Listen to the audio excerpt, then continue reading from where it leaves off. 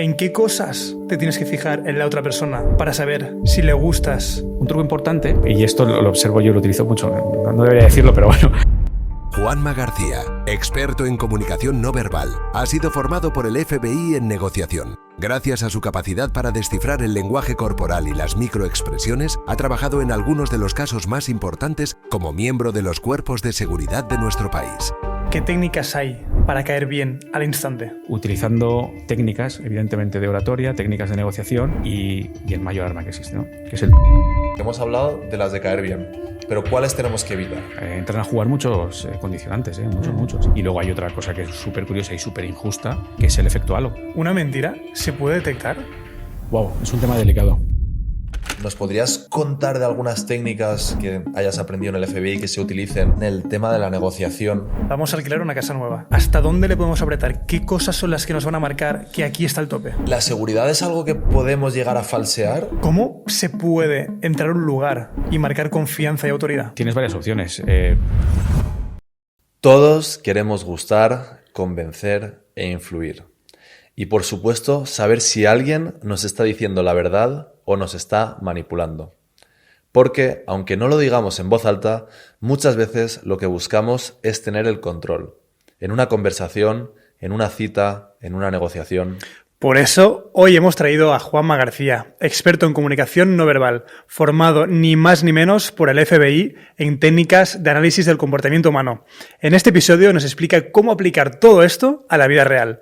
Ponte cómodo, empezamos.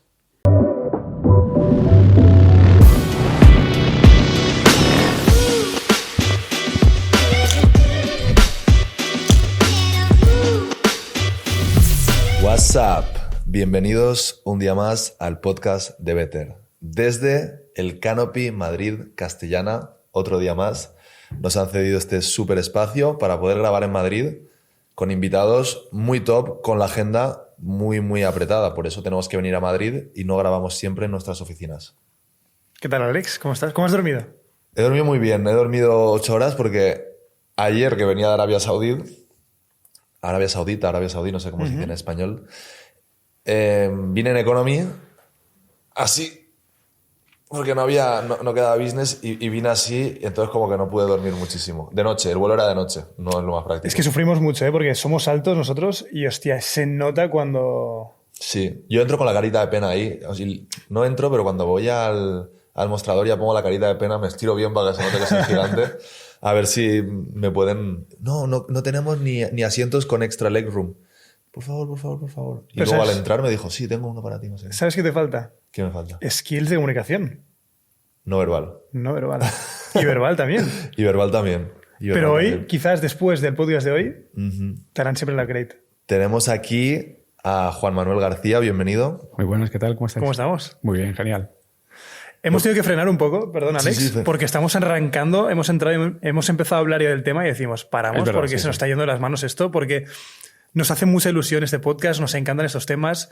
Te comentaba antes, Juanma, que yo soy muy fan de Chris Voss, es una eminencia en negociación, y tengo muchas preguntas para ti, Juanma. Genial, pues estamos. Espero que la gente lo disfrute como lo vamos a disfrutar nosotros. A mí me gustaría empezar, porque te lo iba a preguntar y no te lo he preguntado porque quería que todo el mundo lo escuchara, un poquito por tu trayectoria, quién eres y a qué te estás dedicando actualmente. Madre mía, es difícil definirlo. Bueno, yo actualmente soy funcionario de carrera, es decir, yo estoy dentro de las fuerzas y cuerpos de seguridad del Estado y, bueno, llevo ya, madre mía, 27 años de servicio activo. Desde el minuto 1 de mi preadolescencia siempre me interesó muchísimo la comunicación. Siempre estuve leyendo algo de oratoria, estuve leyendo algo de comunicación en general y por supuesto, comunicación no verbal, ¿no? de manera muy particular. Cuando yo oposito y empiezo a prepararme para ciertos aspectos más de investigación, pues caigo en manos de los Mossos d'Esquadra, donde me formo con ellos. Me formo también con el FBI, me formo con Policía Nacional. Y todo con una orientación a la negociación de incidentes críticos y sobre todo a coger, digamos, la herramienta de la comunicación para conseguir cosas, ¿no? Desde que hable una persona o influir en una persona, generar confianza, etc. A raíz de todo ello, lo que hago es interesarme muchísimo de manera particular, no solamente de manera profesional, ¿no? Entonces, claro, de manera particular yo lo que hago es invertir tiempo y dinero para irme a las fuentes, ¿no? ¿Quién es el referente en el tema de comunicación no verbal de microexpresiones? Paul Ekman. Pues toco la puerta de Paul Ekman y me formo con él. Ya sé con diferentes fuentes importantes. Y hasta el día de hoy, que bueno, yo no me considero ningún referente, pero sí me considero una persona que ha bebido de muchas fuentes y que puedo divulgar diferentes aspectos, incluso en algunas ocasiones contradictorios entre ellos, donde he podido sopesar todo, absolutamente todo, gracias a la experiencia. Es decir, no solamente me he formado, sino que he tenido que aplicarlo durante muchísimos años. Entonces, de alguna manera, he generado alguna especie de método propio, una mochila propia, donde utilizo métodos que a mí me han funcionado y descarto cosas que no me han funcionado, pese a que tengan mucha evidencia. Pero ya, si a mí no me han funcionado, yo no me voy a arriesgar, ¿no? Porque a veces nos jugamos cosas importantes. Y bueno, y a día de hoy pues estoy trabajando mucho con redes sociales, divulgando muchísimo, haciendo muchas formaciones, viajando una barbaridad. Y bueno, pues una locura, viviendo un sueño, la verdad. Juanma, se dice que cuando conocemos a una persona, en menos de un segundo la calificamos si nos cae bien o no nos cae bien. Sí. Y no has abierto la boca. Sí. ¿Qué importancia tiene la comunicación no verbal en la imagen que proyectamos a los demás? Tenemos que hacer una pausa sí o sí, porque el 80% de la gente que nos escucháis no sabéis lo que es realmente Better. Es mucho más que este podcast.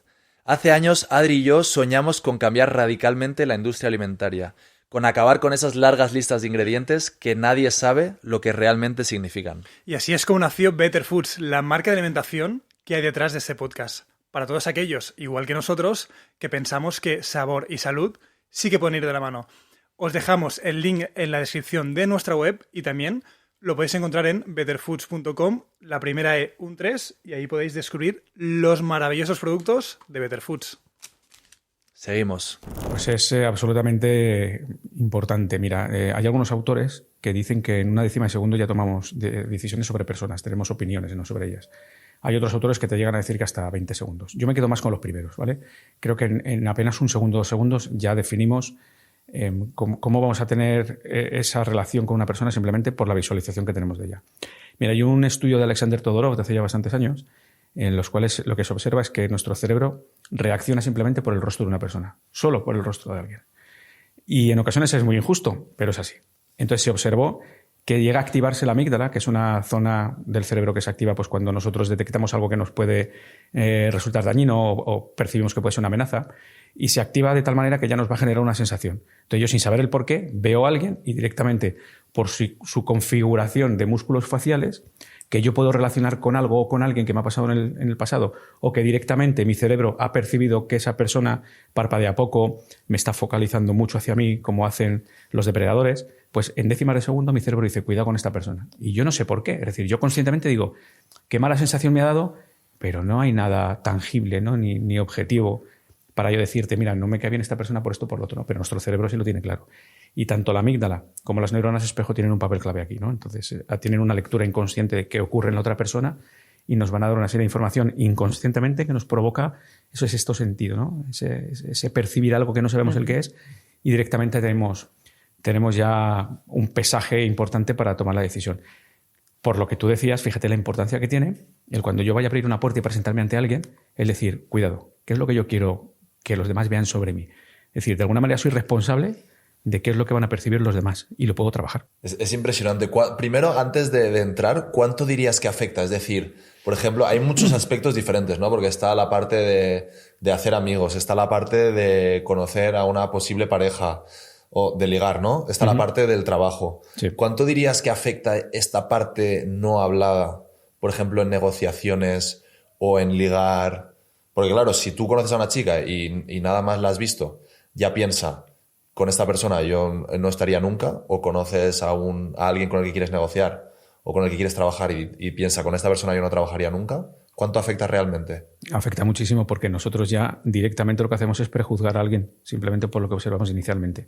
Entonces es como situar, imagínate un coche de carreras, ¿no? Si tú lo sitúas en dirección contraria a la salida, va a ser muy difícil ganar la carrera. No sé si me entiendes. Es decir, si tú inicialmente percibes una cosa, reconducir esa sensación es muy complicada y además vas a necesitar bastante tiempo porque los prejuicios, es decir, cuando tú prejuzgas a una persona simplemente porque has observado algo o la has relacionado con alguien, modificar eso es difícil. porque además entran a jugar ya los sesgos cognitivos y nuestros prejuicios, o sea, tienen un peso enorme en nuestra toma de decisiones. Entonces, doblegar eso es complicadísimo, muy, muy complicado. Entonces, creo que es muy importante tomárselo en serio, ¿no? Es decir, y además, no solamente el hecho de analizar a la otra persona, es decir, yo llegar y de manera mucho más cognitiva empezar a decir qué cruce de piernas tienen, qué están haciendo con la mano y tal, sino ese giro de 180 grados de qué es lo que yo puedo hacer con mi lenguaje corporal para provocarte buenas sensaciones en ti. ¿Y cómo podemos nosotros analizar cuál es nuestro lenguaje corporal, lo que estamos transmitiendo y mejorarlo en la dirección en la que queramos? Bueno, tienes varias opciones. Evidentemente tú puedes coger a un experto y que te haga pues, una sesión de coaching corporal, que me acabo de inventar la palabra, pero sí es verdad, yo lo hago, ¿no? Muchas veces cuando personas tienen que pasar algún tipo de entrevista, yo les hago un role-playing, hay una entrevista para ver qué es lo que hay, ¿no? Para poder decir, pues haz esto, no lo hagas y perfilarlo un poco. O dos, fórmate, es decir, fórmate de una manera particular para hacerte luego tú una valoración propia. Y lo que yo más recomiendo, cosa que no suele gustar, es que te grabes. Grábate y obsérvate. Y percibe. Es decir, tú vas a percibir sensaciones. Eso lo tenemos claro. Y no solamente hazlo tú, hazlo con otras personas con las que tengas confianza. Y que sean críticas. Es decir, porque al final es para mejorar. Y te vas a dar cuenta de cosas que ni te imaginabas. De muletillas, de que de repente te das cuenta que te tocas mucho la nariz o que te tocas mucho la ceja, que te tocas no sé qué. Entonces, es una manera de trabajarlo. Pero es importante también tener en cuenta lo que es la propiocepción, ¿no? La propiocepción es un sentido más, aparte del gusto, del olfato, etcétera, con el que tu cerebro coge información del entorno solamente por tu propio lenguaje corporal. Eso también es muy importante, ser consciente de todo lo que está ocurriendo en ese sentido. Entonces, con un conjunto de todo ello y un buen trabajo con un buen profesional, creo que se pueden hacer maravillas. No hay nada más, Juanma, que guste a un ser humano que es ser querido por el grupo. Sí, claro. ¿Cómo podemos hacer o qué técnicas hay para caer bien al instante? A ver, técnicas que funcionen al 100% no existen, pero sí que podemos hacer una serie de cosas para por lo menos evitar caer mal. Vale, mira, Joe Navarro, ¿vale? Ex agente del FBI, tiene un libro muy bueno que se llama El lenguaje del cuerpo, Tu cuerpo habla, o El cuerpo habla, donde nos define perfectamente la función que tienen las cejas en este sentido, ¿no? Las cejas son indicadores de cuando tú llegas a un grupo y eres bienvenido o no eres bienvenido. No solamente a un grupo, sino de manera individual. Nosotros, hablo de primates humanos y no humanos, solemos utilizar mucho las cejas a la hora de recibir a las personas, ¿no? Es decir, si ahora mismo por aquí por la puerta aparece alguien que para mí es, pues no sé, alguien que yo sigo, que es un referente, que me cae muy bien, muy probablemente cuando yo tenga contacto visual con él, eleve las cejas y diga, anda, ¿qué pasa? ¿Qué tal? Entonces, si la otra persona está entrenada, se va a dar cuenta que para mí es importante que haya venido y que me gusta, ¿no? Si no hay una elevación de cejas, no significa que sea negativo, pero a lo mejor mi foco está en otro sitio, mi atención está en otro lado y no tiene la suficiente magnitud, ¿no? Esa entrada como para que a mí me haga elevar las cejas, ¿no? Le damos la vuelta. Si tu cerebro percibe como algo positivo el que yo eleve las cejas, pues cuando yo entre y te vea a ti, como yo quiero influir en ti, conscientemente te voy a ver y te voy a decir, hombre, ¿qué tal? ¿Cómo estás? Y voy a elevar las cejas. Si hacemos eso, vamos con un perfil un poquito más bajo. Cuando entramos en un grupo, el perfil tiene que ser de la media hacia abajo. No podemos venir con un perfil de alfa porque vamos a tener problemas. No, ¿quién es? ¿Por qué viene aquí? Va a haber además roles alfa que se van a ver amenazados. Entonces tenemos que partir siempre de un rol un poquito más bajo, un perfil un poquito más bajo. Ir oteando, ir viendo cómo se va moviendo todo y te tienes que ir adaptando. Hay que ser muy gris inicialmente en los grupos, ¿no? Y esto lo ves cuando tienes que pasar, por ejemplo, a academias militares. Uno de los consejos que se suele dar es que no se den cuenta que existes, que no se den cuenta que estés. Tienes que ser una persona gris y no destacar ni por arriba ni por abajo. Esto es algo importante inicialmente en todos los sentidos. Y luego ir escalando. Si tú quieres acabar como una persona alfa dentro del grupo, tienes que ir escalando poco a poco. Pero tienes que ir escalando porque los demás te vayan aupando, no porque tú vayas pisando encima de la gente. Vale. Y eso se hace con estrategia y se hace con comunicación. Y se hace acercándote a los demás, utilizando técnicas, evidentemente, de oratoria, técnicas de negociación y, sobre todo, los sesgos cognitivos, los prejuicios y el mayor arma que existe, ¿no? Que es el trabajo del ego a los demás. ¿Nos puedes contar un poquito más alguna de estas técnicas? Es decir, yo lo que quiero es que la gente que escuche este podcast, pues que tenga los principales. Es decir, si entro aquí, como esto es una sala y entra alguien aquí, ¿cómo tiene que entrar? ¿Con la espalda bien recta? ¿O puedes superar una amenaza? Cuando te saludo yo a ti, ¿te aprieto la mano fuerte, no te la aprieto? Claro. Todo depende del objetivo que quieras conseguir. Si yo lo que quiero es inclusión en el grupo, pues evidentemente mi corporalidad tiene que ser un poquito más baja de lo normal. Yo no puedo venir expandido con la elevación de la barbilla. Pues yo entro por aquí y digo, hola, muy buenas, yo soy Juanma del comportamiento. Tú automáticamente dices, este tío es imbécil. ¿Por qué? Porque vengo ya con una actitud superior. No es que venga con ella, pero tu cerebro percibe que vengo con ella. Entonces yo, como sé cómo funcionamos, lo que hago es bajo un poquito el perfil y yo saludo de una manera muy cordial, sin grandes aspavientos, sin ocupar más espacio, porque cuando ocupamos más espacio, el cerebro de quien te está percibiendo percibe que vienes con un rol de alfa. Entonces, tienes que hacerlo de esa manera. Es que si lo haces de otra, siempre va a ser negativo, prácticamente siempre va a ser negativo. Entonces, es como tienes que ir tú dándote cuenta de además cómo van reaccionando según tú vas entrando, ¿no? Entonces, utilizando los sesgos cognitivos, por ejemplo. Mira, ha ocurrido antes cuando te he visto la gorra, yo he visto que ha funcionado ahí un sesgo, ¿no? Que es, por ejemplo, el sesgo de grupo. No sé muy bien por qué llevas un número 23, pero el número 23 y el 13 son mis números favoritos. Okay. Entonces, en el momento que me he mirado, pum, he dicho, mira, ya me ha dado buen rollo. Ajá. O sea, ya automáticamente hay un sesgo que no sé si podríamos denominarle como sesgo de grupo, no lo tengo muy claro, pero tú estás llevando un número que a mí me gusta. Entonces ya estamos, mi percepción es que tú y yo estamos compartiendo algo, ya somos grupo de algo. Entonces, nosotros, al ser animales muy sociales, cuando pertenecemos a un grupo, por tú y yo pertenecer a un grupo, ya te voy a otorgar más confianza que a alguien que no pertenece a este grupo. Entonces, eso puede surgir o lo puedes provocar. Entonces, si yo conozco algo sobre ti, conozco tu vida, insisto otra vez, los prejuicios, tus miedos, tus aficiones, lo puedo utilizar para generar un sesgo de grupo y que sin tú darte cuenta, directamente me vas a otorgar más confianza y yo me puedo aprovechar de ello. Habíamos investigado que te gustaba el número 23. Totalmente. No porque sea el de Jordan, sino porque sabíamos que le gustaba a Juanma. Pues mira, hemos hablado de cosas para entrar y caer bien al grupo al final.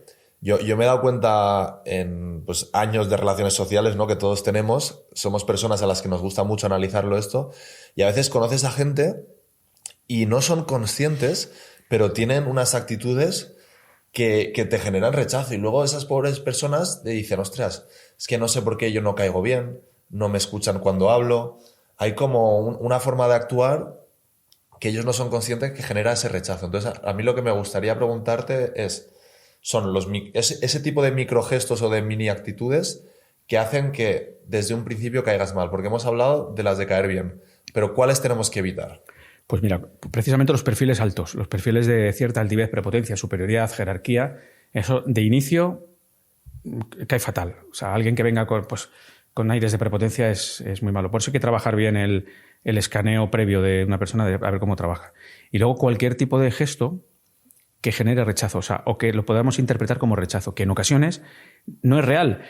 Mira, te voy a explicar un caso real. Yo en uno de los pueblos donde más me he movido en mi niñez, había un camarero que me caía mal, ¿vale? Espero que no se escuche. Y yo no sabía por qué, nunca, porque era un gran profesional, una persona muy amable, muy atenta, muy buen camarero, pero no me caía bien. Entonces, a lo largo de los años, yo me di cuenta cuál era la causa de que no me caía bien. Y es que esta persona, de manera natural, o sea, su baseline de lenguaje corporal, su línea base, su manera natural de estar, era con las cejas elevadas y los párpados caídos. Esto es como si tú estuvieras rechazando a la otra persona, como si la trataras con desprecio, como con desdén, ¿no? Como te hacen así. Sí. Entonces, claro, cuando yo me formo en todo esto y al cabo de los años le veo otra vez, digo, anda la leche. Mi cerebro está percibiendo a una persona que me está mostrando a mí rechazo, me está mostrando a mí desprecio. Por eso mi cerebro dice, este tío es tonto, ¿no? O no me gusta o me cae mal. Entonces, de manera natural, esa persona muy probablemente dirá, Juan, yo no sé qué hago que no suelo caer bien. Bueno, pues este tipo de actitudes corporales basales pueden ser innumerables. Puede ser desde una persona que le ve mucho la barbilla. Hay gente que sonríe muy poco. ¿Cómo? Hay gente que, por ejemplo, sonríe muy poco. O parpadea poco. O no te ríen nada las gracias, cosas así. Sí. Y luego dices que tienes que, aunque no ser un poco más simpático. Sí. ¿No? Sí. Y muchas reacciones que tenemos naturales, pues eso, que en fin, provocamos cosas. Y luego hay otra cosa que es súper curiosa y súper injusta, que es el efecto halo, que es un sesgo cognitivo que tú por ser alto, tú vas a generar más confianza que yo, que mido 1,70. Y es que es así, y está comprobado, es decir, hay estudios. Y las personas guapas tienen penas judiciales menores que las personas feas, y también hay evidencia científica al respecto. Entonces, fíjate, entran a jugar muchos condicionantes, muchos. Claro, hay algunos que podemos controlar, otros que no. Pero bueno, ya los que podemos controlar, pues creo que es responsabilidad controlarlos, claro. Sí, sí, Total. totalmente. Bueno, y la serie esta que hicieron sobre los niños que mataron a sus padres. Sí. ¿Cómo se llama esta serie? Es verdad. La de Netflix, bueno, que eran chicos guapos y que al final tienen un fanbase alrededor suyo. Bueno, es que eso es lo de los... Que de hecho ahora están hablando de que los van a sacar gracias a lo guapos que son. Justo. Pues ya está, ahí lo tienes, el efecto halo. Juanma, te quería comentar porque estamos hablando de la corporalidad. Sí, Hemos entrado en una sala, ¿vale? Hemos saludado, con la barbilla baja, perfil bajo. Nos toca hablar. Sí. Nos toca el juego de miradas. sí. ¿Cómo tienen que ser estas primeras palabras, estas primeras miradas? Bueno, tiene que ser, claro, tienes que ir testando, ¿no? O testeando, porque hay una línea muy delgada del no mirar, del que tengas un contacto visual normal o que parezcas un depredador. Es decir, si yo te miro constantemente y parpadeo poco, va a llegar el momento que te vas a sentir incómodo. Dices, ¿qué le pasa? ¿Por qué me mira tanto? Y te vas a sentir muy incómodo, ¿no? Porque además es una actitud muy de depredador presa, ¿no? El hecho de que te miren de una manera muy continua es complicado. Entonces, tenemos que jugar siempre con la fluidez de te miro pero no demasiado. Y eso tú lo vas a notar en la otra persona y lo vas a notar en el momento en que tú miras, vas a notar cuando ya hay que quitar la mirada y además es muy natural. Es decir, es muy normal que yo hable contigo y mire para otro sitio. Incluso hay cuadrantes oculares, es decir, hacia arriba, hacia abajo, izquierda o derecha, que yo utilizo para buscar dentro de mi memoria. Es decir, yo a lo mejor tengo que buscar algo que puede ser emocional y hay evidencia que te dice que cuando estamos hablando de un tema emocional o en un plano emocional bajamos la mirada, ¿no? Y si es cognitiva la subimos. Pues retiramos la mirada y es algo muy normal. Cuando tú no sabes muy bien qué hacer, yo creo que que hay que hacer un juego consciente de ir mirando y en vuestro caso es muy fácil porque mira al uno, mira al otro, mira al uno, mira al otro y ninguno se va a sentir demasiado conectado, salvo que haya una pregunta muy personal de uno de vosotros. Entonces tienes que juguetear con todo eso, mirar a un lado, mirar al otro y sobre todo que no exista en ningún momento esa sensación de mirada fija, que muchas personas tienen. Yo conozco muchas personas que a mí me ponen particularmente nervioso cuando alguien se te queda así mirando, que casi no parpadea. Bueno, hace poco estuve en un podcast muy famoso y me preguntó el entrevistador y se lo dije. Digo, tu problema, entre comillas, digo, es que Sabemos quién es. focalizas mucho, parpadeas muy poco y encima es un tío grande y le pregunté, digo, ¿te suelen decir que pareces como muy serio y generas como cierto tal? Me dijo, sí, efectivamente. Y es que era tal cual, ¿no? Es una persona pues que da cierto respeto cuando se te queda así mirando, ¿no? Estaba pensando en él cuando estábamos hablando. Así. Pedro Huerbón, supongo Sí, que es, ¿no? exacto, Estaba pensando en él. Tengo un amigo que es aún más bestia que él, que tú estás hablando de cualquier cosa y te está mirando como si te fuera a matar. Está muy atento en realidad, Sí. pero parece que te vaya a matar. Claro. El problema de la atención es que es exactamente la misma mirada que el depredador. Sí. Porque el depredador lo que tiene es atención sobre la presa. Entonces, la manera que puedes hacer para corregir eso es elevar el número de parpadeos. No es lo mismo estar así, una persona, ¿vale? Estar así, que estar parpadeando. ¿Vale? Entonces, generas así de parpadeos, asiente un poco con la cabeza, como que estás haciendo una escucha activa, porque si te quedas muy fijo, es muy psicopático, ¿no? Sí, y aspectos como la voz. Por ejemplo, Chris Voss comenta que cuando entrenaba a gente del FBI y les preparaban para una persecución, a la hora de hacer parar al ladrón o a quien fuera que estaban persiguiendo, les entrenaba mucho en el tono de voz y en la pausalidad de su tono de voz. Es decir, que un tono muy agudo y muy alto, esto no crea autoridad. Ninguna. Un tono muy pausado y muy grave realmente te genera este mal al cuerpo. De hecho, ¿tú recuerdas cómo denominaba ese tono de voz, Chris Voss? Una voz de un locutor de radio de programa nocturno. Cierto. Así te lo denomina. Sí, es verdad. Entonces tú fíjate cómo o sea, qué bien lo llevas a pensarlo, ¿no? Un locutor de radio nocturna. Es ese tono más grave, más tranquilo, generando pausas. Eso te da mucha más autoridad. Pero te da mucha más autoridad por muchos sentidos, ¿no? O por muchas razones. No solamente porque una voz más grave significa más testosterona, ¿vale? Eso ya nos conlleva una serie de actitudes, sino porque denota tranquilidad en una persona. Entonces, cualquier persona en un ambiente un poquito hostil que tenga tranquilidad significa una seguridad en sí mismo de la leche. Y una gran autoestima, una gran confianza, y eso pues es muy bueno a la hora de parar a una persona o venderle un producto. Es decir, fijaros que nos lo podemos llevar a cualquier ámbito profesional y personal. El tener una voz más grave, más pausada y generar muchas pausas. Que eso, por cierto, es uno de los deberes que tengo. Porque yo en el momento que me emociono, aumento la velocidad de del verbo de la leche y muchas veces tengo que ir frenándolo. Bueno, yo creo que todo el mundo, ¿no? Cuando hablas desde la pasión, no piensas lo que dices. Correcto. ¿Siempre tenemos que hablar de forma pausada o hay momentos donde es mejor no hablar de forma tan pausada? Sí, hay momentos en los que hay que hacerlo mal. Es decir, fíjate lo que estoy diciendo, hay momentos en los que hay que hacerlo muy mal. Mira, Churchill, que para mí era uno de los grandes referentes, ha sido uno de los grandes referentes de la oratoria, utilizaba los errores en oratoria. Me acuerdo, me leí un libro hace muchísimos años que una vez un congresista, un senador, no me acuerdo muy bien el nombre, le dijo, usted es un perro, ¿no? Delante de todo el mundo, usted es un perro. Entonces él impostó como que se ponía nervioso y empezaba a balbucear precisamente para hacer esta estrategia. Él empezó como a tartamudear, balbuceante, como muy nervioso. Empezó, yo le diría a su señoría, fíjate que estoy diciendo todo lo que no hay que hacer, ¿vale? Yo le diría a su señoría, generó una pausa y dijo, lo que un perro le hace a una valla. Entonces, hubo una diferencia entre como que me estoy poniendo nervioso más con respecto a lo que luego te digo, que arrancó un aplauso de todos los que estaban allí, de la pedazo de estrategia verbal que hizo. Luego utilizó el error para lucirse luego más tarde. Es decir, hay ocasiones en las que nosotros podemos utilizar esos errores, ese elevar el volumen, ese elevar el tono para, por ejemplo, llamar la atención. ¿Vale? Imagínate, yo qué sé, dos personas que se están pegando, pues si voy con voz de calma, pues a lo mejor no hago nada. A lo mejor tengo que sacar un poquito los pies del tiesto para que la atención vaya hacia otro sitio. Vamos a hablar de varios puntos hoy, pero uno que nos interesa muchísimo a Adri y a mí es en el tema de la negociación.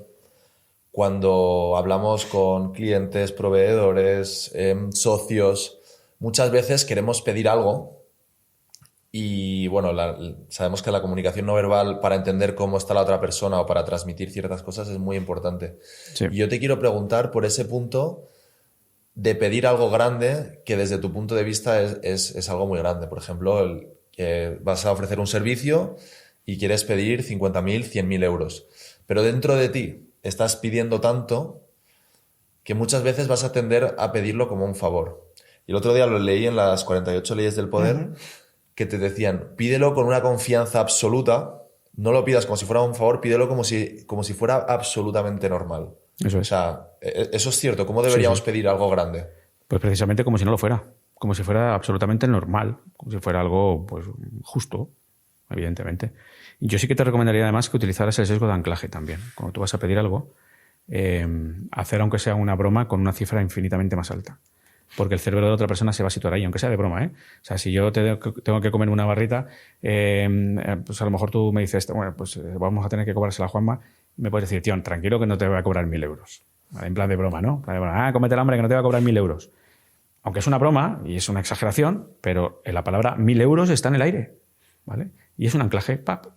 Ahora tú me pides 10 y comparado con el 1.000, tú fíjate, ¿no? La diferencia. Ajá. Pero es que ese es el cerebro, ese es el trabajo del cerebro. Entonces es un poquito lo mismo. Claro, cuando tú vas a pedir una cifra muy alta, vas a entrar en un modo un poco de hostilidad propia, interior. Entonces vas a generar tensiones corporales. Tienes que hacer un trabajo precisamente de no hacerlas. Entonces cuando tú te vayas a acercar al momento, tú tienes que hacer un ejercicio consciente de relajación, lo que denominamos actitud interior relajada. Lo normal es que se tense alguna articulación y a lo mejor es donde menos te esperas. Tú fíjate cómo estoy yo ahora mismo, ¿no? Yo estoy situado normal, más o menos tranquilo y relajado. Y tú podrías decirme que yo no estoy tenso. Yo te puedo dar ahora mismo una cifra y antes de decir la cifra, ¿vale? Mi tobillo hace esto y se inclina hacia arriba, ¿vale? Lo exagero así un poquito. Y yo aparentemente estoy como muy tranquilo, pero hay una zona de mi cuerpo que me está delatando. Puede ser mi tobillo o puede ser un dedo que de repente hago esto o empiezo a generar ciertas fricciones, ciertos movimientos, porque por algún lado va a salir casi siempre esa tensión. Entonces, si yo lo trabajo de manera previa y sobre todo soy consciente de que me puede pasar, sí que lo puedes frenar mucho. Entonces ahí la otra persona se va a dar cuenta. Incluso tú la atenúas, te haces un poquito más de tranquilidad y dices la cifra. Vale. Le restas peso. Y podría ser, porque el miedo que tenemos es como que la otra persona se piense que le estamos faltando al respeto, ¿no? Al decir una cifra alta, por ejemplo, o al pedir un gran favor. ¿Podría ser que esta demasiada tranquilidad genere ese efecto rebote o no? No debería, si lo haces bien no debería, porque tú lo que puedes utilizar también, claro que no vamos a unos niveles de conocimiento de comportamiento no consciente importantes. Tú tienes que intentar también que cuando vas a lanzar esa cifra, tienes que enmarcarla. con lenguaje corporal. Tienes que darle importancia con lenguaje corporal. Tú tienes que estar tranquilo, pero es algo importante. No la cifra en sí, sino el concepto. Es decir, yo te estoy ofreciendo un servicio me lo voy a inventar, por 100.000 euros, pero porque es el servicio de tu vida, porque te va a cambiar la vida. Entonces, ¿yo cómo te lo voy a decir? Pues probablemente te diga, un servicio como este no te lo ha dicho nadie, o no te lo ha hecho nadie. Mira, te estoy elevando la barbilla. Si yo te elevo la barbilla, hemos hablado antes de prepotencia, orgullo y tal, pero orgullo. O sea, yo te puedo hablar de mi producto como orgullo. Este servicio no te lo ha ofrecido nadie, te lo va a ofrecer, te lo aseguro. Entonces, esa tontería, automáticamente tú lo vas a percibir como algo positivo, ¿vale? Luego, no solamente ya es la relajación, la tranquilidad, la seguridad con la que te muestro mi producto, sino que te lo voy a enmarcar. Y en momentos clave te puedo elevar las cejas cuando te digo algo en concreto, te puedo situar el producto a nivel de espacio a la izquierda o a la derecha de mi movimiento de manos, puedo elevar la barbilla, puedo girar la cabeza hacia la derecha para mostrar la parte izquierda del rostro, que hay evidencia que dice que cuando yo soy muy sincero con lo que te digo y no hay nada que ocultar, lo que hacemos es mostrar más la parte izquierda del rostro. Y tu cerebro lo sabe. Tú no, pero tu cerebro lo sabe. Entonces, como lo sabe, te lo voy a mostrar todo para que tu cerebro diga, aquí hay muchos ítems de confianza. Hostia. Después también, Juanma, hay una parte en una negociación que es dónde está el punto de dejar de apretar.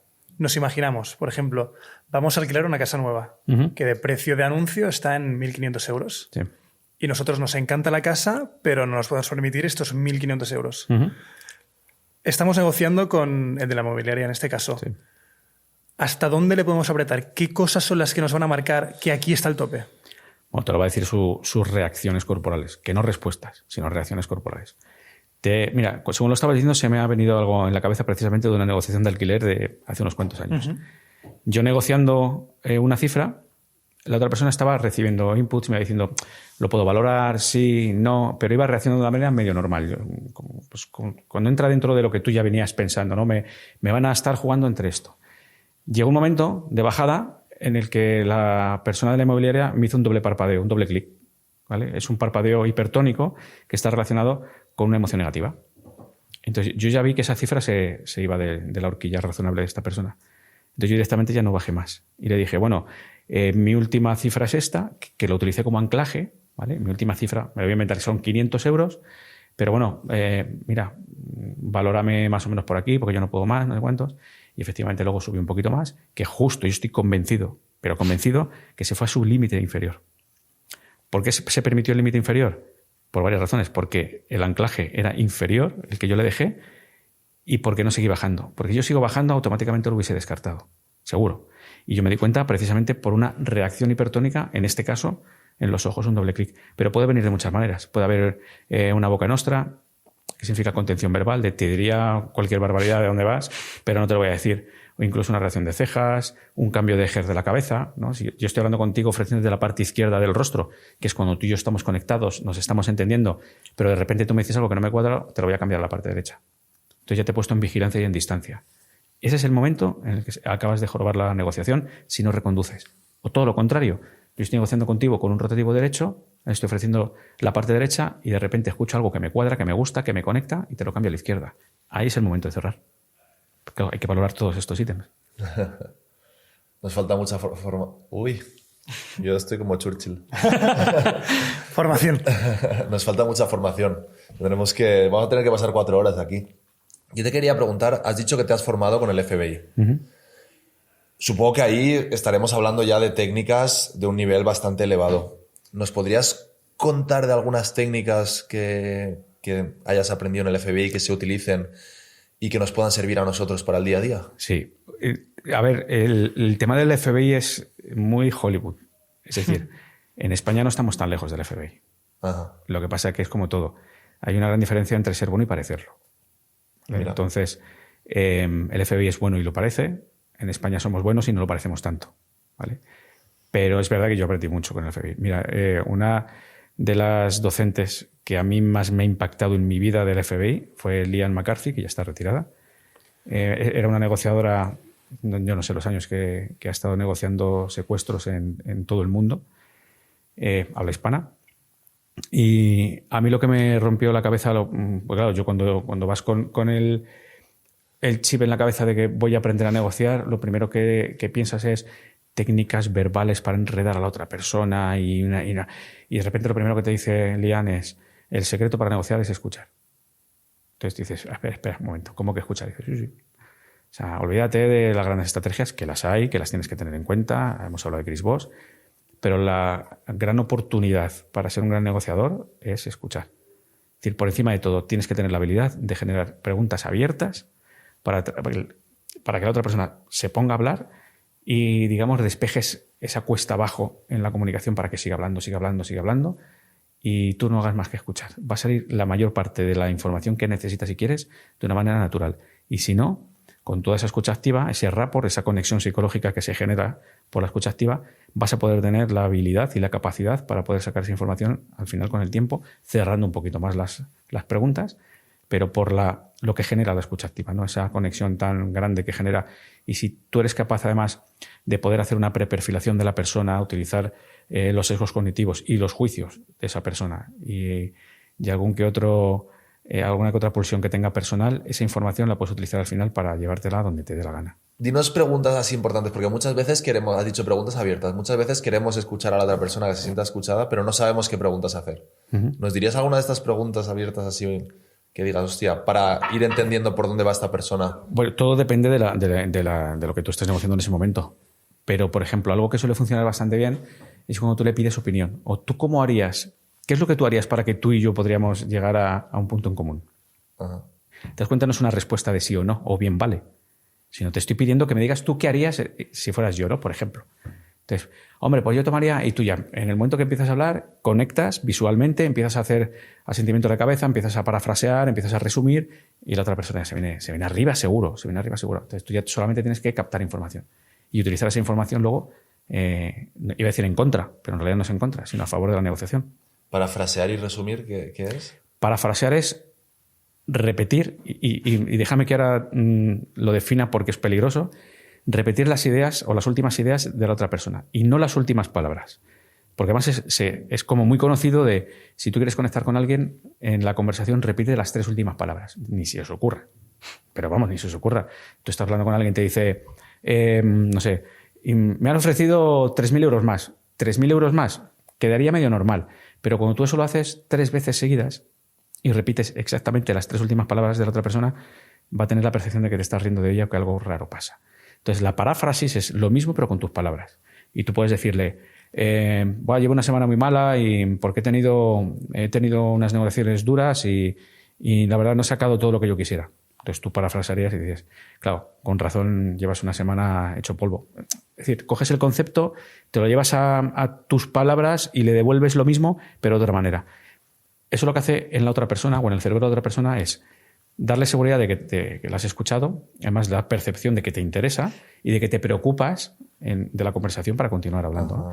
Y resumir es parar la conversación para decirle a la otra persona, déjame un momentito a ver si te he entendido bien. ¿Me quieres decir que tú la semana pasada tuviste 3 negociaciones, no has llegado a cerrar ninguna y encima has llegado a casa a discutir con tu mujer?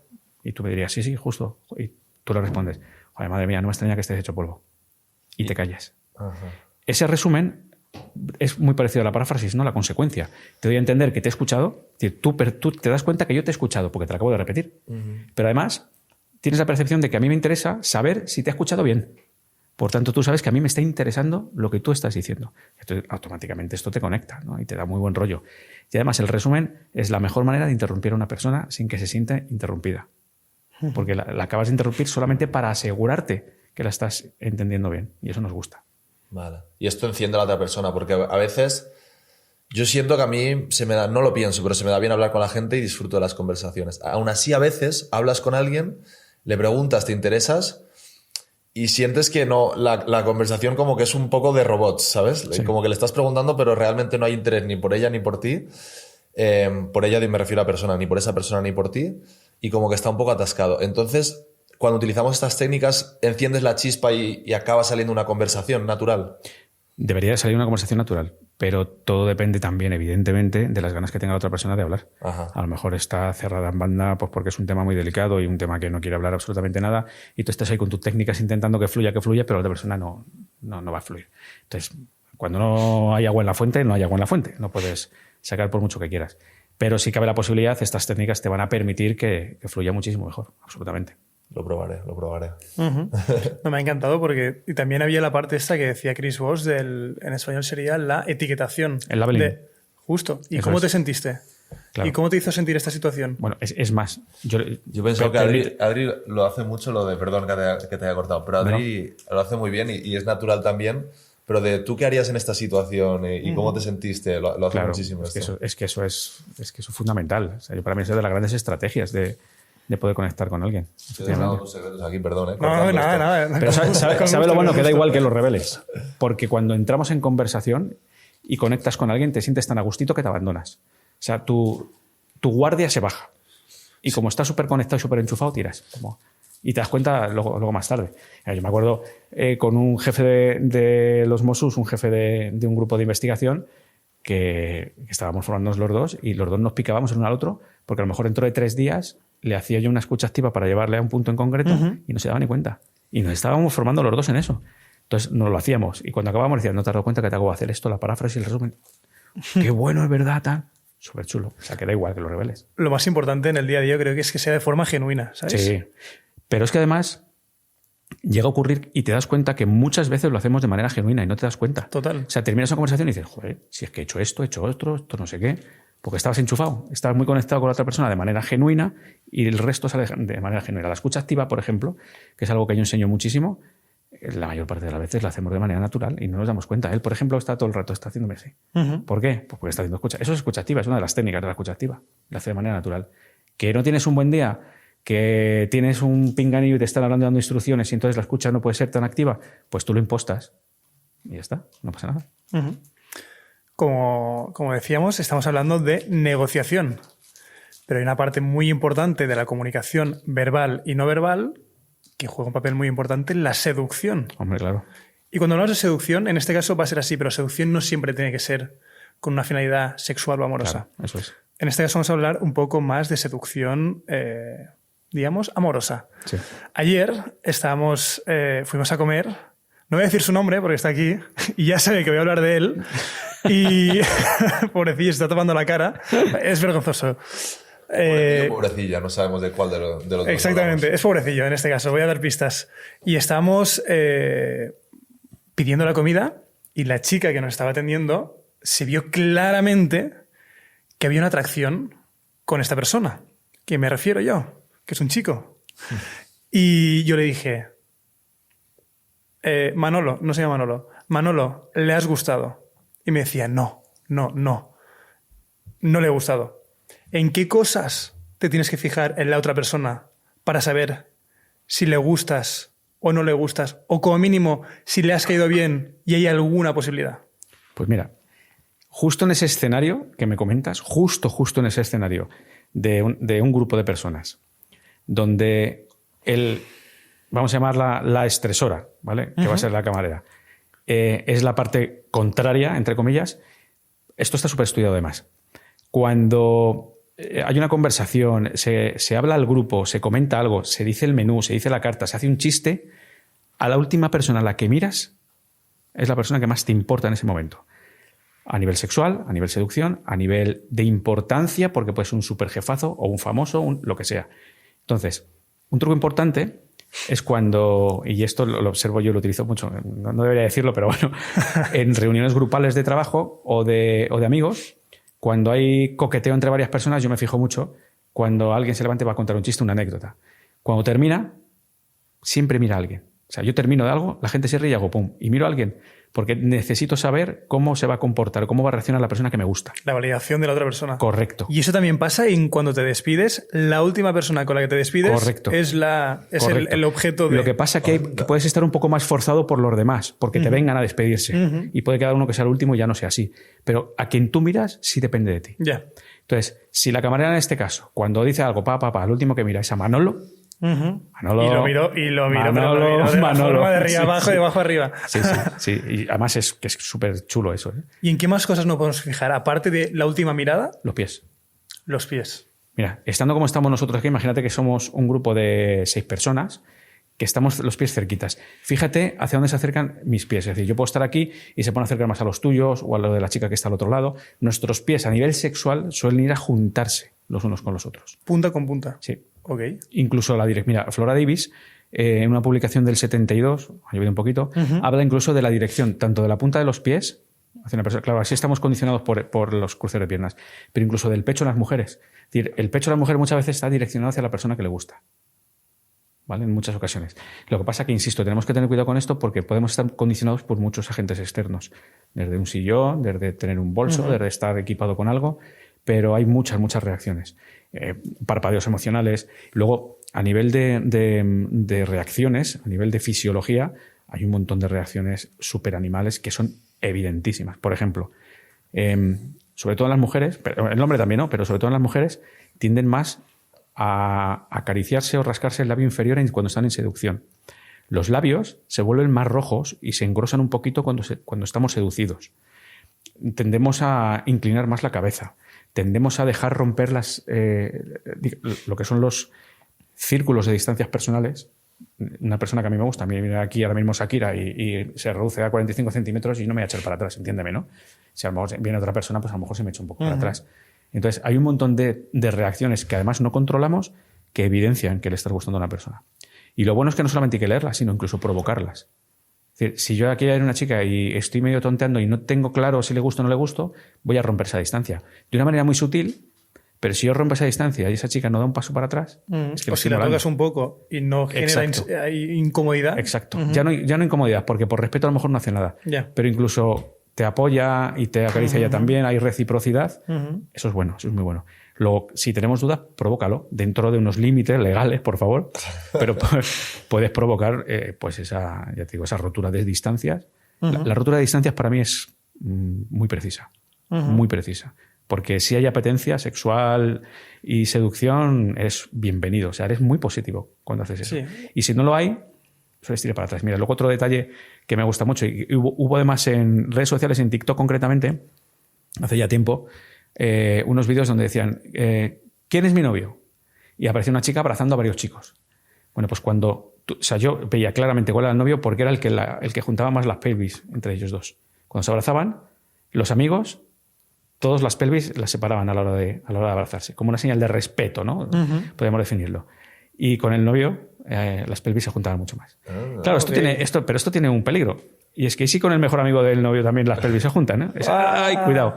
Porque a lo mejor no hay nada, pero le puede gustar. Entonces te puedes dar cuenta con eso. Ok. Es un problema saber demasiado de eso. Sí, lo es. La verdad. No, te lo prometo que lo es. Cariño, cariño, no me digas que no, porque he visto las pelvis. No me voy a enfadar, pero las he visto. Sí. Es como mira, otro detalle que parece muy evidente, pero es que es así, es que es tal cual. Es, por ejemplo, la recolocación de ropa o la limpieza de ropa por parte de una mujer o un hombre.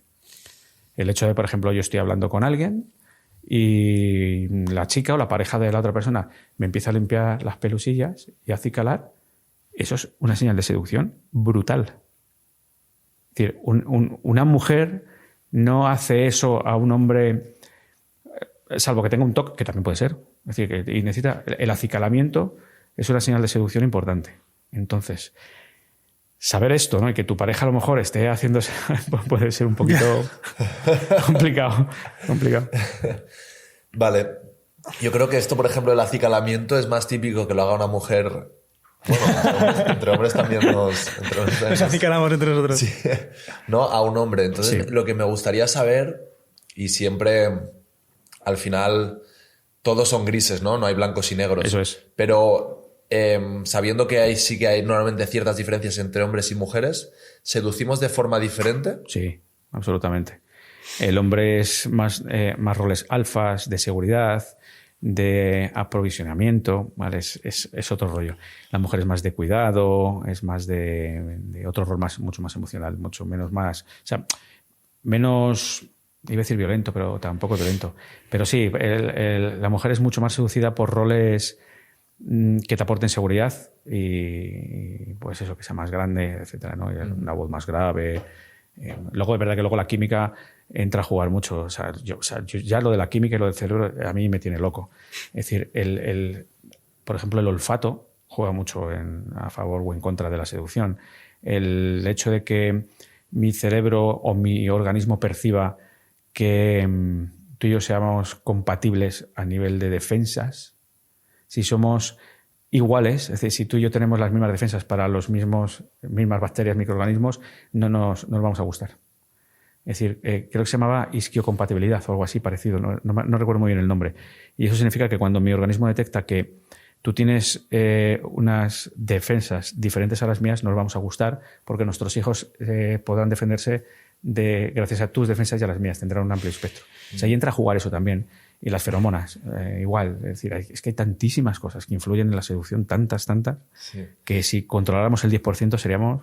Ya. Y en cuanto a gestos, porque hemos hablado de lo que vemos que nos parece atractivo en la otra persona, pero pues los hombres igual tendemos a intentar romper esa distancia o otras cosas, y las mujeres te arreglan la camiseta si la tienes mal puesta. Sí. ¿Qué gestos hacemos? Y gestos, por ejemplo, nosotros tendemos a hacernos más grandes, elevamos la barbilla, sacamos pecho, solemos hacer este tipo de gestos. También hacemos estos gestos por las feromonas, ¿no? De la axila. La axila expide una serie de feromonas inoloras, o sea que todos tranquilos, nos podemos duchar y echar un desodorante, no hay problema, pero que ayudan mucho a la seducción.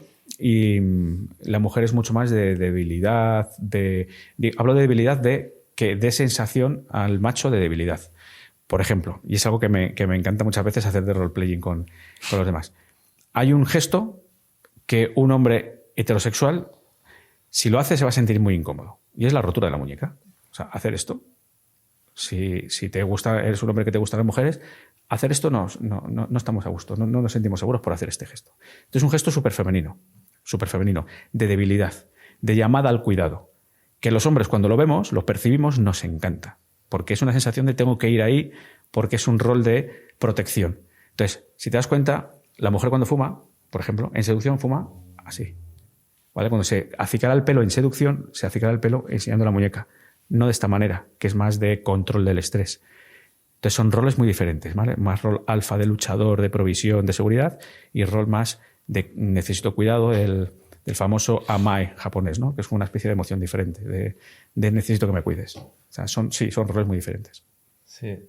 Y es verdad que muchas veces nos metemos en terrenos delicados porque el mundo es un poco delicado, pero muchas veces sientes que cuando le gustas a una chica te muestra una debilidad que en realidad tú sabes que no tiene, ¿sabes? Se muestra como un poco más débil, un poco más escuchándote para aprender algo que ella sabe perfectamente y dices, qué mona, pero sabes, realmente tú dices, pero... Sí, casi, sabes que esa mujer igual casi es una alfa, ¿no? Por así decirlo. Sí. Pero en ese momento muestra esa debilidad y esa feminidad clásica aumentada. Es que al final es un baile. Es un baile de seducción o de galanteo, como decía Flora Davis. Y bueno, lo sabemos, pero nos encanta. Ajá. Entonces nos dejamos llevar. Juanma, hay gente que, como sabe que estos temas a mí me gustan, me piden un libro para leer a nivel de seducción. Sí. Yo recomiendo siempre El arte de la seducción de Robert Greene. Sí. Y cuando se lo acabo de comprar, perdón que te corte. Se lo acaba de comprar. Y cuando la gente se lo acaba de leer me dice, esto roza, sobrepasa a veces la seducción y roza la manipulación. ¿Dónde está el límite? Pues mira, es una pregunta que me han hecho varias veces y no sé muy bien qué responder y me explico. Yo creo que en la manipulación hay siempre algo de oscuridad. Hay un objetivo que no maligno. Te voy a contar, no te voy a decir, hay algo oscuro, hay mentira, hay aprovechamiento, no hay un win-win. Versus la persuasión, que sí que podemos ganar los dos, o simplemente te voy a orientar a que te des cuenta de, mira, macho, que está ahí la puerta. Y te muevo, digo, mira, ¿lo ves? Ah, es verdad. Y ya tomas tú la decisión. La manipulación es decirte, no, la puerta está aquí, no la ves tú, hazme caso que está aquí la puerta. Entonces, bueno, yo soy consciente de que esto para manipular es un arma, en general, todo, pero yo no tengo la culpa de cómo lo utilices tú. Yo me explico, yo puedo vender cuchillos para cortar jamón y mi objetivo es que cortes jamón. Ahora, si tú sales a la calle a cuchillar gente, no es mi culpa, es la tuya. Entonces, tampoco me quiero comer mucho la cabeza porque no quiero tener sentimiento de culpa. Pero la línea que separa la persuasión de la manipulación es muy delgada y yo creo de manera particular, y hoy te digo, mañana a lo mejor te digo lo contrario, que todo es por el objetivo. Y digamos, si hay engaño por medio, o afán de engaño, afán de win-lose, habría manipulación. Mi respuesta siempre es que tú tienes que saber las armas, cómo se juegan, para que no jueguen en contra tuya. También. Sí. Es un tema delicado.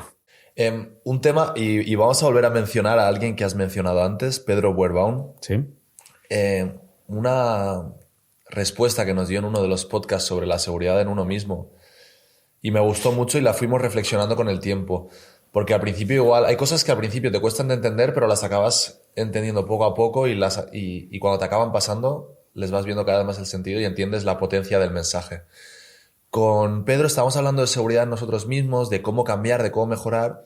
Y él lo que nos contó es que él cuando quería ser de cierta forma, él por ejemplo no era un tío extrovertido, nos contó de inicio, ¿no?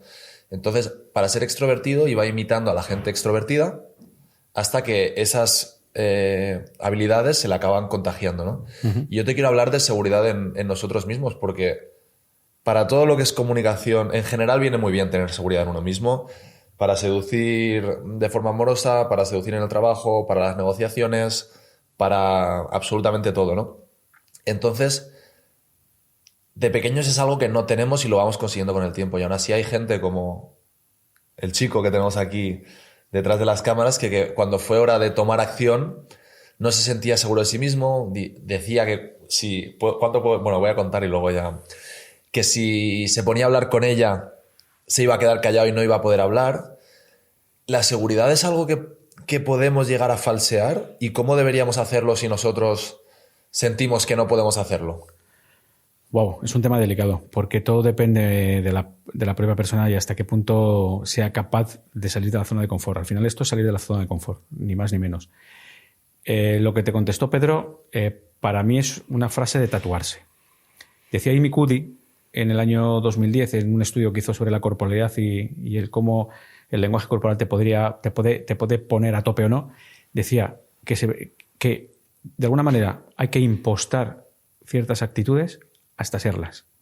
Es decir, el impostarlo te puede provocar serlo al final por repetición, por adaptación, y es cierto, es absolutamente cierto. Claro, ¿hasta qué punto yo tengo que caerme del caballo para al final no tener miedo de caerme del caballo? Pero ¿y si caerme del caballo hace que luego tenga más miedo de caerme del caballo? Es difícil, es complicado. Entonces, nuestro querido amigo Manolo en el momento podría tener ganas de hablar, pero quizás su propio cerebro le va a poner un montón de paros y luego va a entrar en un modo supervivencia, en un modo defensivo, de bloqueo, donde no le va a permitir a lo mejor hablar. Entonces es súper lícito que le ocurra eso, absolutamente lícito y normal.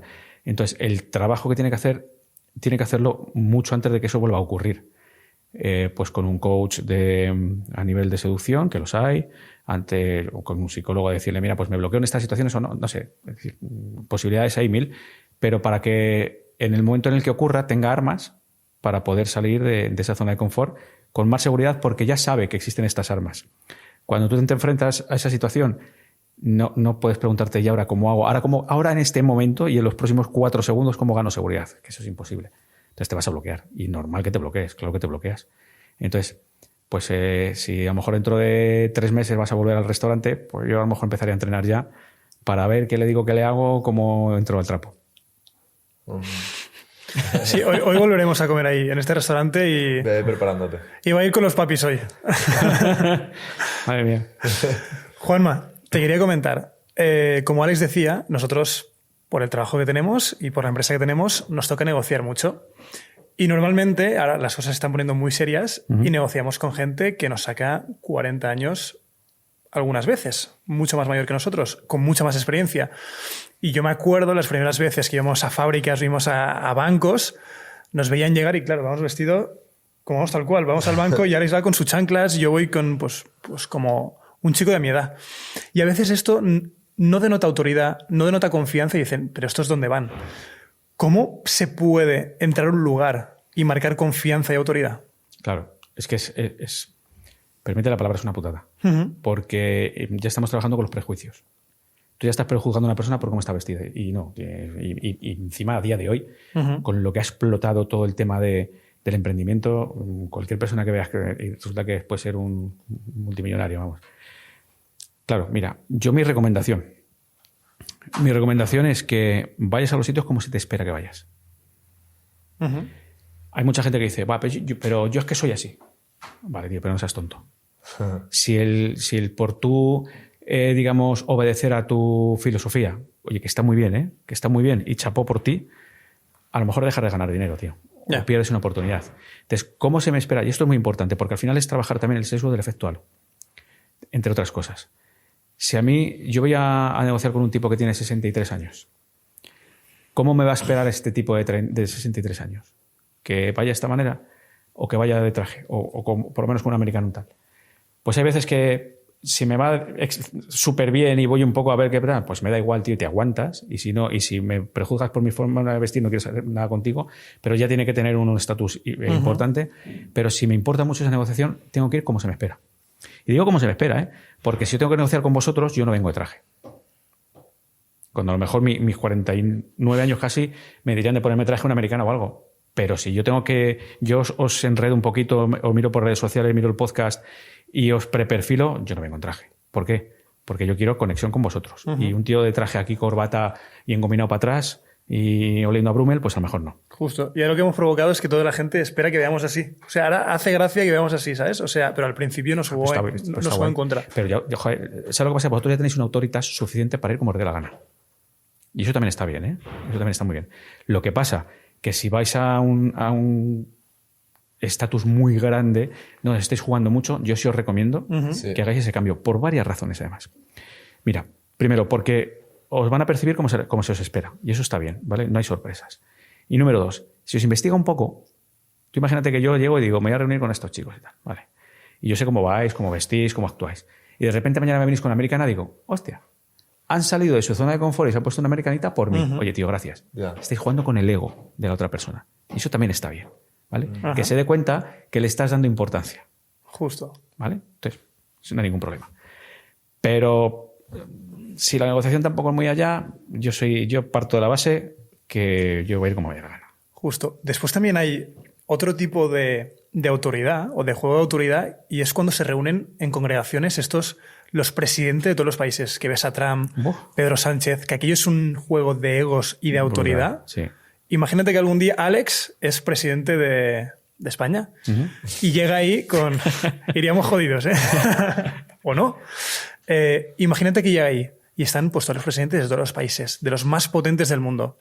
¿Cómo tiene que entrar Alex para demostrar autoridad y confianza? A día de hoy, imagínate que se reúnen todos los países americanos y europeos. Americanos y europeos todos. ¿Quién pensáis? Ahora mismo os digo, dime dos nombres que van a destacar por su autoridad manifiesta allí. ¿Quién va a ser? ¿Trump? Trump y su choque de manos y Putin. Sí, Putin cuenta. Sí, Putin no está. Vale. Putin no quiere salir. Y... Milei. Ah, coño, Milei, claro. Claro. Los diferentes. Sí. Ajá. ¿Vale? Los diferentes y auténticos son los únicos que hacen lo que les da la gana. Los que no van dentro de la norma. Los que hacen lo que sienten. Los que generan autenticidad. Y como generan autenticidad, generan confianza. ¿Vale? Milei ganó unas elecciones en contra de cualquier pronóstico. De hecho, lo único que pronostico que iba a ganar fui yo. 6 meses antes dije, ojo con este tío. Ojo que mira cómo comunica, cómo está generando autoridad, cómo está generando confianza. Cuidado, que me tacharon como de medio loco. Pues mira. ¿Tú quieres generar autoridad? ¿Quieres que el foco te ilumine a ti? Sé tú. Y sube un poquito más de revoluciones. Exagera, sí. Milei, la motosierra, tal. Mira, el loco este, sí, el loco este, pero es presidente de la República de Argentina. ¿Cómo funciona esto de la autenticidad de lo que estás hablando? Mira, la autenticidad... Mira, hay algo muy claro. La gente detecta o genera confianza en una persona en el momento que la autenticidad no falla. Es decir, parece que me voy a ir de foco, pero no. Cuando yo preparo a personas para pasar entrevistas, si me queda poco tiempo para la entrevista, que no puedo trabajar la interiorización de conceptos, le digo, sé tú, fluye. Pero es que yo soy un libro abierto. Guay, tira. Además, hay estudios que te dicen que la gente que cuando gesticula mucho y es muy histriónica genera más confianza que los que no lo son. Pues es eso. Es decir, generas confianza precisamente porque la gente que ve que no hay barreras, que no hay filtros, que lo que hay es lo que se está viendo. Entonces, como lo que hay es lo que se está viendo, o dicho de alguna manera, es que cualquier persona que se frenara un poco no haría lo que estás haciendo tú. Por tanto, me fío de ello. Ajá, En contra de estar dentro de los límites. No, es que hay que sentarse de esta manera y hay que gesticular de esta manera. Mira, bueno, pues a lo mejor para protocolo, no te digo que no, pero para generar autenticidad en los demás... Y aparte se acordarán de ti. A ver, justo. Vas a marcar una impresión. Bueno, lo de la motosierra de Mireia, eso no se olvidará en milenios. Sí. Hay dos cosas que te quiero preguntar sobre eso. Por un lado, está otra pequeña parte de autenticidad que quiero que me des tu punto de vista profesional. Si una persona es muy auténtica y no está poniendo esas barreras, muchas veces tiende a parecer menos inteligente. Sí. Y desde mi punto de vista, la inteligencia es como cuando entras a una sala y eres el macho alfa y se te nota que eres el macho alfa, o tú lo estás pretendiendo pero vas de sobrado, le caes mal a la gente. Siento que la gente tonta cae mejor. Entonces, cuando tienes ese punto de tanta autenticidad, como Mar, que estaba aquí sentada ayer, que es ella misma, no se filtra, es una chica súper famosa, pero siempre está jiji, jaja, dice todo lo que piensa, ¿y qué pasa? Que la gente la tacha de tonta. Pero yo creo que esa gente que parece un poco más tonta, que puede ser verdad o mentira, acaba cayendo mejor. Sí, porque es menos peligrosa. O sea, la gente que es extrovertida, que es, digamos, está en un punto superior a nivel de activación corporal, verbal, etcétera, si encima aparenta mucha inteligencia, es un peligro para muchos. Entonces, yo me relajo con el que parece más tonto que yo. Mírale, pobrecito, qué majo es, qué rico. Ay, qué año. Pues, entonces, es una técnica, ¿eh? O sea, yo siempre digo que el ir de rubia tonta, y perdóname las rubias, por favor, que es un dicho, ¿vale? No es mío, pero la técnica de ir de rubia tonta es súper efectiva. Soy muy guay, todo muy bien, entonces, ay, es que no me he dado cuenta, es que lo siento muchísimo. Rebaja mucho la tensión en general. Entonces es muy buena técnica. Lo que pasa es que tienes que ser consciente también hasta qué punto hacer eso te borra autenticidad de tu manera de ser. Entonces es una línea que tienes que ir con el cuidado de voy impostando, es auténtico, no es auténtico. Cuidado. Y luego, en lo que habíamos dicho de autenticidad, tenemos perfiles como Cristiano Ronaldo, que al final es la persona con más seguidores en redes sociales, si no me equivoco. Sí. Porque es un tío que, a pesar de lo famoso que era, le han entrevistado y ha hecho comentarios súper prepotentes, mil cosas, ¿no? Es un tío que siempre ha sido muy polémico, para bien y para mal. Aparte de eso, es un talento excepcional y juega muy bien, ¿no? Sí. Pero tiene una personalidad también, no sé si es auténtica o no, pero tiene una personalidad fuerte. La es. Igual Messi es igual de bueno o mejor. Aquí detrás de las cámaras me dirán que es mejor porque son todos del Barça. Pero no tiene tantos seguidores en redes sociales. A Messi poca gente dice, yo odio a Messi. Pero al final, ¿quién es el que más seguidores tiene en redes sociales? Sí. Al que más odian. Claro. Entonces, cuando tienes este perfil tan auténtico, creo que puedes tener esos dos lados, ¿no? Como Milei también, de te odian y te aman. Sí, correcto. ¿Es esto bueno? Porque muchas veces tenemos miedo a que nos odien. Bueno, depende de lo que busques. Pero si lo que buscas es impacto, pues al final sí, evidentemente. La gente también te va a seguir porque te odie. Y como digo yo, el enemigo cerquita. Es decir, si a mí tú me caes muy mal y puede ser competencia mía, cerquita. Sin ninguna duda. Sí, bueno, esos perfiles. De todas maneras, precisamente el caso de tanto de Messi como de Cristiano Ronaldo, a mí me han preguntado ya varias veces, joder, Cristiano, ¿no? ¿Cómo parece tan prepotente, tan no sé qué? Sin embargo, triunfa a nivel de redes sociales y todo esto. Ambos tienen una cosa que muchas personas no tienen y es la autoridad. Tú puedes ser de una manera u otra, pero tienes una autoridad detrás de ti que te avala absolutamente todo. Incluso te permite hacer muchas cosas. O sea, Cristiano Ronaldo, por muy lo que sea, es un tío que ha conseguido grandísimas cosas, que es un señor que tiene una disciplina más que demostrada, que tiene, fíjate la edad que tiene, y el tío es un chaval de 18 años, o sea, físicamente es un portento, pues tiene una autoridad para hacer muchas cosas y para permitirse otras tantas. Y Messi le pasa lo mismo de diferente manera. O sea, él es por algo innato, no por trabajo, no como a lo mejor Cristiano Ronaldo. Entonces, lo que pasa es verdad que el perfil de Messi es muchísimo más bajo que el de Cristiano. Pero a Cristiano se le puede permitir más cosas precisamente por el autoritas. Mucha gente le dirá, ¿pero cómo no va a ser así? Es que es un subido. Claro, tío, pero si mira cómo es, cómo lo que hace, cómo no sé cuántos. Se le permite, ¿no? Es como... Yo siempre hago la comparativa con Jesús Gil, ¿no? Cuando estaba en España, era una persona que era próxima a la delincuencia. Y entenderme como próxima a la delincuencia es que se le investigó por muchísimas cosas, estuvo en la cárcel por un homicidio imprudente, por 9 muertes, de la construcción de los Ángeles de San Rafael que se hundió.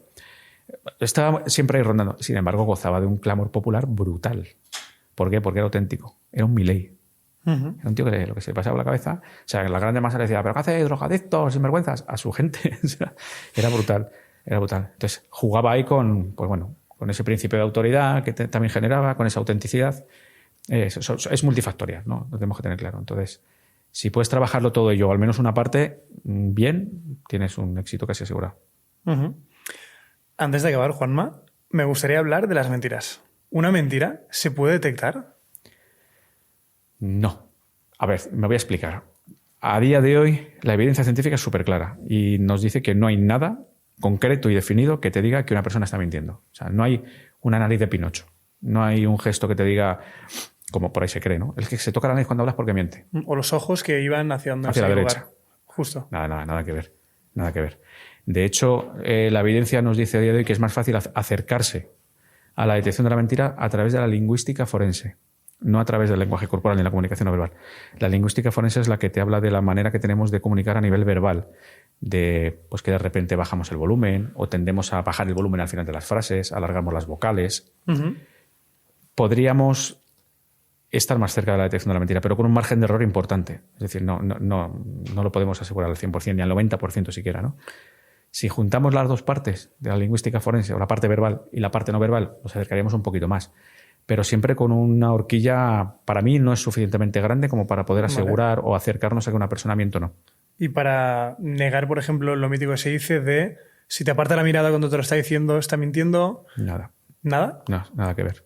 Yo te puedo apartar la mirada porque voy a necesitar introspección para contestarte. Tú ahora mismo me preguntas, oye, Juanma, ¿qué es lo más bonito que te ha ocurrido en el nacimiento de tus hijos, ¿no? Entonces algo como muy emocional, muy de pasado. Entonces yo probablemente haga esto, fíjate lo que hago, ¿no? O sea, yo miro y hago esto, digo, pues mira, una de las cosas más bonitas, y lo que estoy haciendo es irme a un plano emocional, que lo hemos dicho antes, que es la parte inferior del cuadrante de la mirada, precisamente para una introspección, un diálogo interno, el pensar, y luego ya te voy diciendo. Nada que ver con la mentira. Pero imagínate ahora que yo soy tu mujer. Sí. Llevamos 20 años casados juntos. Ey. Y has hecho cosas raras el viernes. Sí. Y yo te pregunto, Juanma, ¿el viernes, ¿Por qué me dejaste de contestar de 7:30 a 9:30? por ejemplo? Sí. Y tu respuesta es, bueno, porque resulta que Manolo... Vale. A eso me refiero, ¿sabes? Sí. Por ejemplo, o mucho detalle. Sí, porque Manolo se cayó con la bici, lo acompañé, porque resulta que el hospital, Pero ¿qué estas tal? cosas mejor Demasiado no las detalle. contemos, Adri, que esto lo escuchan nuestras novias. Vale. A eso me refería. Ya te entiendo, sí. Mira, ahí lo que tienes que valorar es, claro, justo lo que acaba de ver ha habido una reacción ante tu pregunta, ¿vale? Una reacción. Cuando hay una reacción es un cambio de actitud corporal. Se suele producir porque hay un cambio de actitud mental, ¿vale? Tú me has preguntado qué ha pasado con o por qué me has dejado de contestar, bueno, y de repente ha habido un tipo de reacciones y dices tú, Justo. ¿te ahí. está mintiendo, se ha puesto nervioso? ¿O no? A lo mejor es por miedo a que tú creas que te estoy mintiendo. Esto es como el polígrafo. ¿El polígrafo detecta mentiras? No. Reacciones fisiológicas. ¿Ante qué? Ante nerviosismo. ¿De qué? Pues mira, a mí me llega hoy una notificación de Hacienda, por muy bien que lo haga, y me pongo nervioso. O Y te no para la significa- policía y no has hecho nada y dices, Exactamente. a ver qué han encontrado. Entonces, eso es Justo. delicado decir que una persona ha hecho algo o ha mentido simplemente porque ha reaccionado a nivel del lenguaje corporal. O sea, que podemos decir que no se puede detectar una mentira. Hostia. No se puede detectar. He vivido engañado toda mi vida, ¿eh? Ya. Yo para mí fue un jarro de agua fría, porque yo de las principales causas por las que yo me metí en todo esto hace muchísimos años es me encantaría detectar las mentiras. Y cuando me di cuenta que no es posible, se puede acercar mucho, pero no es posible, me jorobó un poquito. Pero en honor a la verdad, no puedes detectar mentiras de una manera 100% eficaz, pero sí puedes detectar que te están ocultando cosas, que no te están diciendo todo lo que están pensando, que hay contención verbal, que hay contención emocional. Entonces, con una entrevista bien dirigida y con ciertas técnicas verbales y de entrevista, te puedes acercar mucho a que te están ocultando cosas, por lo menos. Claro. Y también depende un poco de cómo conozcas a la persona, porque si tú llevas casado claro. 20 años con tu mujer Sí. y tu mujer te conoce, pero bueno, es que ni que hables. Sí. Con olerte, ya Sí, sabes sí. lo que... Eso es clave, porque mira, el baseline es una de las cosas más importantes que tienes que tener en cuenta de los demás. Por ejemplo, si tú parpadeas alrededor de una vez cada 4 segundos, ¿vale? Ese es tu baseline. Vale. Si yo cuando te pregunto por mi amiga Elena, de repente tu cadencia de parpadeo aumenta a un parpadeo cada 2 segundos, es por algo. Entonces, cuando yo te conozco mucho, como puede ser mi pareja, pues eso lo detecto enseguida. Porque yo llevo 20 años viéndote parpadear. Y en el momento que yo te hago una pregunta en concreto, tu parpadeo aumenta, yo me doy cuenta inconsciente y conscientemente digo, aquí pasa algo. ¿Por qué cuando le pregunto por mi amiga Elena empieza a parpadear más? Entonces a lo mejor digo yo, uy, aquí pasa algo. Entonces ya me centro, empiezo a preguntar más y ya podemos entrar en un terreno pantanoso. Acorralado y venga, Sí. claro. Eso es. Antes de ir a preguntas picantes, has dicho que... Y luego pasamos a las preguntas picantes, si te parece bien, Adri. Sí, por supuesto. Has dicho que hay ciertas técnicas, es difícil saber si nos están mintiendo o no, a no ser que los conozcamos de toda la vida, que tengamos su baseline ultra calculado, pero hay ciertas técnicas para ver si nos están ocultando la verdad. ¿Podrías darnos un repasito sencillo que nosotros y la gente que nos está escuchando pueda poner en práctica cuando tengamos ciertas dudas? Y aquí yo no estoy hablando de pareja, pero estoy hablando de gente que igual viene a negociar contigo y necesitas saber más información porque me está negociando diciendo que quiere venir a trabajar aquí y que en el otro sitio gana 3.500, pero yo no creo que esté ganando 3.500 en el otro sitio. Igual está ganando 2.500. Sí. U otras cosas, pero hay muchas mentiras de estas que te gustaría saber. Sí. Y además aquí está muy bien la pregunta porque además aquí vas a jugar tú con el desconocimiento de la otra persona. La otra persona no sabe lo que tú sabes, si sabes ciertas cosas o no. Entonces, una técnica de escucha activa, por ejemplo, tú imagínate que tú me dices, no, yo en esta empresa gano 3.500 euros. Y yo te digo, yo genero una pausa, un silencio. Los silencios, por cierto, es un arma brutal. Yo genero un silencio, me quedo mirando de los ojos, te digo, 3.500 y me callo. Entonces, nosotros no podemos aguantar los silencios. O sea, son muy difíciles de aguantarlos cuando, sobre todo, estamos por debajo de la otra persona, cuando somos los entrevistados, cuando somos la otra parte, digamos, a nivel de jerarquía, la parte más baja. Entonces, cuando la otra persona con una seguridad aplastante te pone, no es que te ponga en duda, sino que te hace una paráfrasis y te dice 3.500 y se queda parado en silencio, tú vas a rellenar. ¿Y cómo vas a rellenar? Como buenamente puedas. Ya puedes decir, bueno, 3.500 brutos, aunque bueno, en realidad está no sé cuántos, y vuelves a hacer la misma técnica. En cuanto te diga cualquier cosa y se calle, tú haces una pequeña paráfrasis como a modo de pregunta y te callas. La otra persona se ve obligadísima a continuar hablando. O sea, es espectacular. Si además, no solamente con esta técnica, tú ves que la otra persona hace gestos de boca nostra, de boca pinzada, se suele tapar así un poco la boca, eso es contención verbal. Hace esto, suele ser contención verbal y emocional, pues tenemos que generar esta serie de técnicas de darle espacio y darle la oportunidad de que hable y de ponerle incómoda. ¿Cómo la ponemos incómoda? Con los silencios. Los silencios son brutales, o sea, utilizadlos, porque a nivel policial es una manera de hacer hablar a la gente. O sea, yo simplemente me quedo mirando, y además el autoritas está muy por encima de la otra persona a nivel policial o a nivel entrevistador, y simplemente te quedas mirando a la otra persona, haces un poquito de labio así de la cabeza, haces 3.500 y te callas. Tranquilo que la otra persona va a hablar, seguro. Tú aguanta el silencio, que la otra persona habla, seguro, al 100%. Y sabrás cosas. Y a nivel de reaccionar a una mentira, cuando tú sabes que te están mintiendo de verdad en tu cara, ¿cuál es la mejor forma de reaccionar? Lo que yo suelo decir a la gente que haga, cuando tú creas que te están mintiendo, se lo tienes que hacer ver sin hacérselo ver evidente. Es decir, si yo, fijaros cómo estoy así todo el rato, ¿vale? Estoy más o menos en la misma posición. Si ahora de repente me decís cualquier cosa que yo puedo interpretar como mentira, yo puedo esbozar una pequeña sonrisa, hago un pinzamiento de nariz, me recoloco, sigo sonriendo y sigo. Entonces, tú vas a percibir que algo está pasando, ¿sabes? Te vas a poner nerviosete por mi activación corporal. Tu cerebro va a decir, aquí ha habido una modificación del baseline justo cuando acabo de lanzar la mentira. Y encima hay sonrisa y algo. Te activas seguro. Ok. Yo te voy a decir, Adri, que me voy con cosas nuevas. Me ha encantado. Los silencios es algo que intentamos aplicar y que nos flojea, pero lo estamos intentando mejorar. Pero la parte esta de cuando te están soltando algo que crees que es una mentira, esto me lo voy a integrar. Y eleva la ceja, se me ha olvidado decirte. ¿Tú contrario haces así? Una, Ojo, Tienes dominio, sí, pues la otra. Sí, no, es que claro, con ese movimiento corporal cualquiera.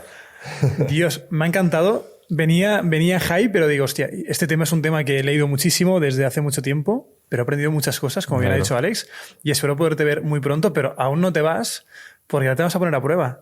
Quizás nos verás reír, sonreír, mirar hacia el lado, ponernos así, porque hay unas preguntas picantes y puede ser que respondas, que no respondas o que mientas. Pues pero no sabemos cómo detectarlo. Preguntas picantes.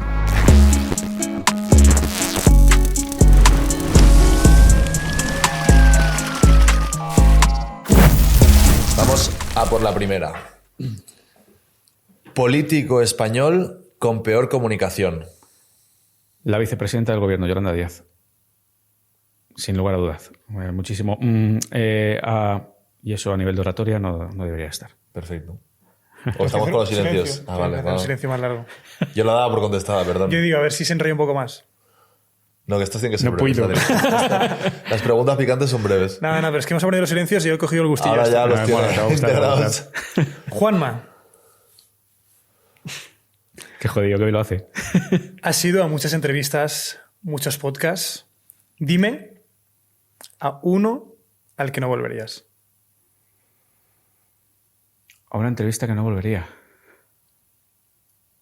Yo creo que hay algunos que se han quedado muy cortos, pero por tiempo, porque están enlatados en los 45 minutos o en no sé cuantito, muy poquito, y de repente ya.